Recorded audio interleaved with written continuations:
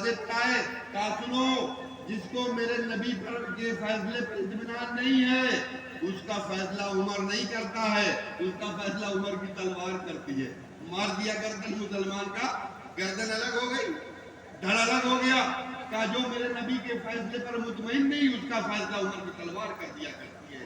اب شادی بیاہ کے موقع پر اگر آپ کو نبی کے فیصلے پہ بھی اطمینان نہیں ہے کہ نبی نے جو طریقہ بتایا اس پر نہیں ہے تو اب عمر ہوتا تو گردنیں تمہاری جاتی، عمر ہوتا تو گردنیں اڑائی جاتی تمہاری کہ نبی کے مطابق، نبی کے فرمان کے مطابق تمہیں اطمینان نہیں کہ وہ شادی کرنے میں برکت ہوگی، اپنے مرضی سے کرنے میں تجھے برکت ہوگی، اور وہ برکت خوب دکھائی دے رہی ہے کہ چھوٹا سا لڑکا کہنا نہیں ماننا، بہو کہنا نہیں مان رہی، بیٹی ماں کا کہنا نہیں مان رہی، اس کی وجہ صرف یہ ہے کہ تمہارا شادی، تمہارے نکاح خلاف اسلام ہو رہے ہیں، اسلام کے طریقے کو چھوڑ کے ہو رہے ہیں، اس لیے آج گھروں میں تمہارے سکون نہیں ہے۔ اللہ فرماتا یہ بھی دیکھا جائے گا وَتَوَاصَوْا بِالْحَقِّ، تم حق کے راستے پر ہو کہ نہیں؟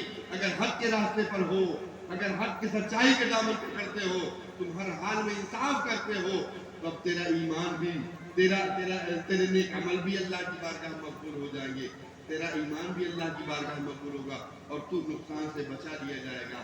اب ہم سوال کرتے ہیں پروردگار عالم، آج کا معاملہ بڑا خراب ہے، اگر سچ بات کریں گے، حق بات کریں گے تو لوگ دشمن ہو جائیں گے، سچ بات کر دیں گے، کسی کی سچ بات کہہ دیں گے تو جان کے لالے ہو جائیں گے۔ اے پروردگار عالم، اب ہم کیا کریں؟ اللہ فرماتا ہے میرے بندے یہ تو واقعی ہے کہ سچ کڑوا ہوتا ہے جو سب کو ہضم نہیں ہوتا، سچ بات کرنے سے لوگ دشمن بنیں گے، مخالفت شروع ہوگی، طرح طرح کی باتیں ہوں گی، تو مالک پھر ہم کیا کریں گے؟ اللہ فرماتا وَتَوَاصَوْا بِالصَّبْرِ، تو صبر کر جانا، اور جب تو صبر کر لے گا تو میں تیرے ساتھ رہوں گا، تو نقصان سے بچ جائے گا، تم خسارے سے بچ جائے گا، تیرے معاملات اللہ کی بارگاہ میں قبول ہو جائیں گے۔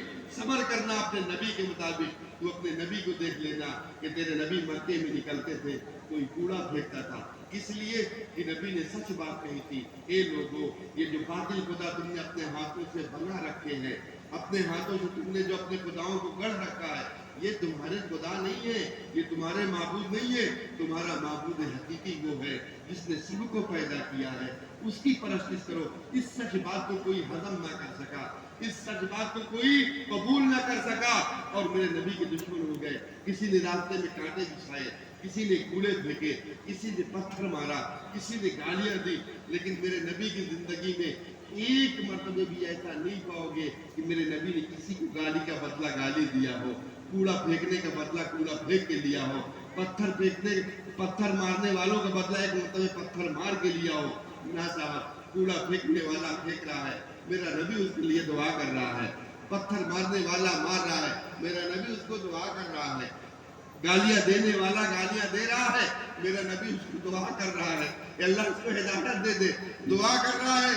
اور وہ صبر کا نتیجہ جو اللہ نے کہا تھا ان اللہ مع الصابرین، صبر کرنے والوں کے ساتھ میں ہوتا ہوں، تمہیں نہیں ملا ڈھونڈو میں قرآن سے، دیکھ لو نبی کی زندگی میں اللہ نے وعدہ کیا صبر کرنے والوں کے ساتھ میں ہوں، میرا نبی صبر کر کے دکھایا، کوڑا پھینکنے والے کا پتہ نہیں، دعا دینے والے کا کلمہ آج بھی پڑھا جا رہا ہے، گالیاں دینے والوں کا پتہ نہیں، لیکن گالیاں سن کر دعا دینے والے کا نام آج بھی لیا جا رہا ہے، پتھر مارنے والوں کا کوئی وجود نہیں باقی، لیکن پتھر کھا کے جو دعا دیا آج اس کے نام کے چرچے جگہ جگہ ہو رہے ہیں، اس کے نام کے ڈنکے جگہ جگہ بج رہے ہیں۔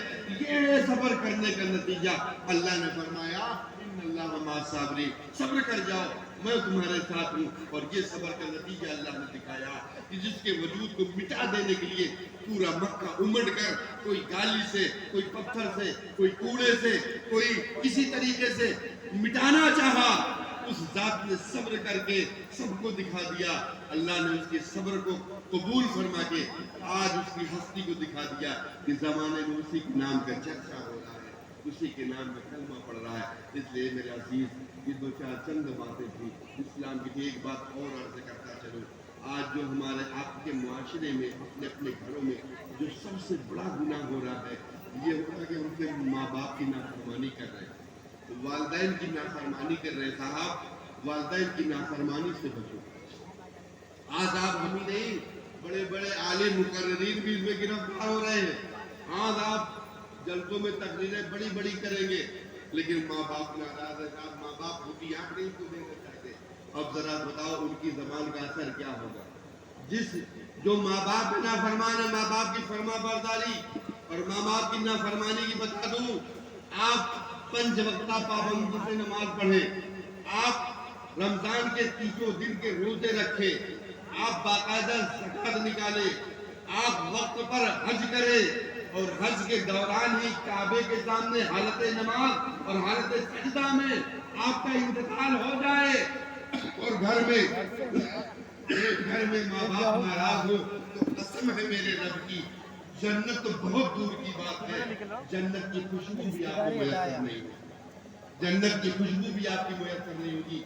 ये माँ बाप का मर्तबा है साहब, ये माँ बाप मर्तबा। और माँ बाप अगर राजी है, अल्लाह के नबी ने इसी मौके पर फरमाया था, इन लोगों किसी ने आगे मेरे नबी की बारगाह में रखा, हुजूर मदीने के गिरदुनवा में एक बस्ती है, वहाँ पे 3 बेटे हैं, नौजवान बेटे हैं, उनकी एक बुढ़िया माँ थी, उन तीनों भाइयों को कुछ पैसे की जरूरत पड़ी, एक हाथ मिल गया, उसने कहा अपनी अम्मा को भेज दो कि मेरा नौकरी करेगी, मैं 900 रुपया तुमको दे देता हूँ। तो तीनों लड़कों ने मिलकर अपने अम्मा को भेज दिया 900 रुपया में और 300 रुपया बांट दिया।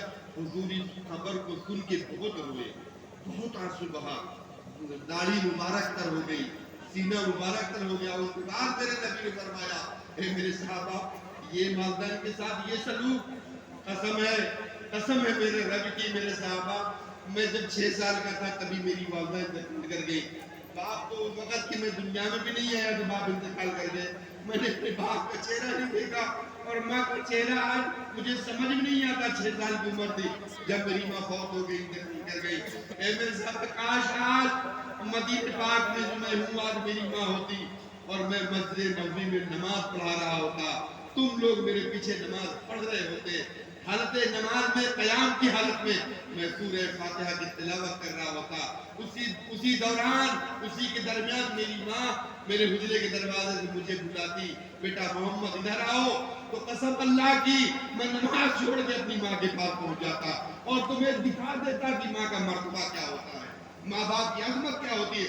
नमाज तो वही छोड़ता अपनी माँ की खिदमत में पहुंचता। इसलिए अगर माँ को जरूरत है मैं नमाज पढ़ता रहता तो मेरी नमाज रब की बारगाह में मकबूल नहीं होती। ये है माँ बाप का मर्तबा। माँ और बाप नाराज है, दुनिया की कितनी बड़ी इबादत कर डाल, रब की बारगाह में तेरी इबादत मकबूल नहीं हो सकती है। और उसका खजाना नुकसान ये है, कसम खा के कह रहा हूँ आज आपके सामने, माँ बाप का नाफरमान दुनिया में कभी रोजी से आसूदा नहीं हो सकता है, रिस्क से आसूदा नहीं हो सकता है। वो रिस्क की तंगी उस पर हमेशा हावी रहेगी। माँ बाप का नाफरमान कभी अपनी औलाद से खुश नहीं हो सकता है, अपनी औलाद से आसूदा नहीं हो सकता है, या फिर उसकी औलाद बीमारी आजारी में तंग होगी ताकि ये अपनी औलाद को पाकर ही तंग हो जाए। ऐसी औलाद नहीं होती तो ठीक रहता, या तो उसकी औलाद भी नाफरमान हो जाएगी। इसलिए मेरे भाई, माँ बाप की बड़ी कदर करो। ये अल्लाह की जमीन पर अल्लाह और रसूल के बाद, ईमान के बाद सबसे बड़ी नेमत जो अल्लाह ने हमें दी है, वालिदैन की शक्ल में दी है।